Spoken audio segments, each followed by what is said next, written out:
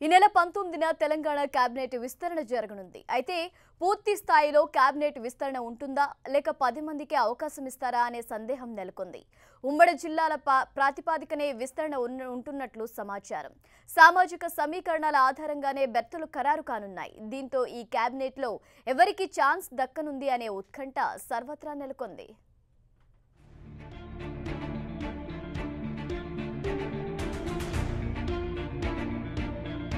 ఈ నెల 19న ఉదయం 11:30 రాజ్భవన్ వేదికగా తెలంగాణ మంత్రివర్గ విస్తరణ జరగనుంది. ఇందుకు సంబంధించిన ప్రతిపాదనల్ని సీఎం కేసీఆర్ గవర్నర్ నరసింహన్కు అందజేశారు. మంత్రివర్గ విస్తరణ జరిగే నేపథ్యంలో ఈసారైనా పూర్తిస్థాయి విస్తరణ ఉంటుందా లేక కేవలం 10 మందికే పరిమితం చేస్తారా అనే సందేహం గులాబీ శ్రేణుల్లో మొదలైంది. మంత్రివర్గంలో ముఖ్యమంత్రి కాకుండా మరో 17 మందికి ఛాన్స్ ఉంటుంది. అయితే ఇప్పటికే హోంమంత్రిగా మహమూద్ అలీని నియమించారు. దీంతో మరో 16 మందిని మంత్రులుగా నియమించే అవకాశం ఉంది. అయితే 19న జరిగే మంత్రివర్గ విస్తరణలో ఎంతమందికి ఛాన్స్ దక్కుతుందనేది ఉత్కంఠ రేపుతోంది.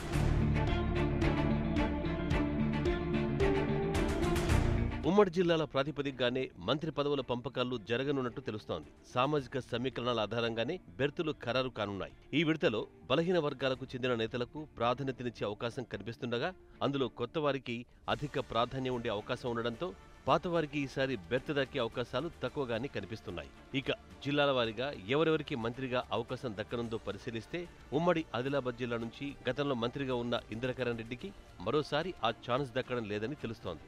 జోగు రామన్నకు మాత్రం మరోసారి అవకాశం దక్కనుండగా రేఖానాయక్ పదవి దక్కడంపై డౌట్ కొనసాగుతోంది.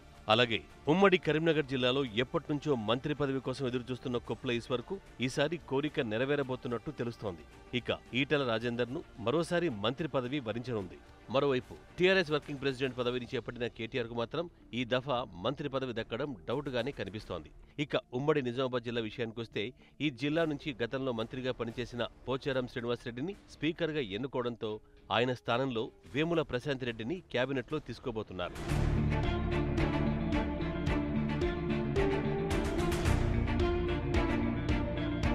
ఉమ్మడి వరంగల్ జిల్లా నుంచి గత కేబినెట్లో డిప్యూటీ సీఎంగా విధులు నిర్వహించిన కడియం శ్రీహరితో పాటు మంత్రిగా పనిచేసిన చందులాల్కు ఈసారి ఆ ఛాన్స్ దక్కేటట్టు లేదు.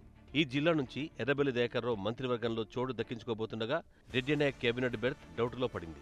ఉమ్మడి ఖమ్మం జిల్లాలో గతంలో తుమ్మల నాగేశ్వరరావు మంత్రిగా పనిచేయగా ఇటీవల జరిగిన ఎన్నికల్లో ఆయన ఓటమి పాలయ్యారు. దీంతో ఈ జిల్లా నుంచి పువ్వాడ అజయ్కి కేబినెట్ బెర్త్ దక్కే అవకాశాలు కనిపిస్తున్నాయి. ఉమ్మడి నల్గొండ జిల్లాలో మాత్రం కొత్త వారికి మంత్రి పదవులు దక్కే అవకాశాలు మెండుగా ఉన్నాయి. తాజా మాజీ మంత్రి జగదీశ్వర్ రెడ్డికి మరోసారి మంత్రి పదవి దక్కడం లేదని తెలుస్తుండగా ఎంపీగా ఉన్న గుత్త సుఖేందర్ రెడ్డి మాత్రం మంత్రివర్గంలో చేరబోతున్నారు. మరోవైపు పల్లా రాజేశ్వర్ రెడ్డికి కేబినెట్ బెర్త్ డౌట్గా ఉంది.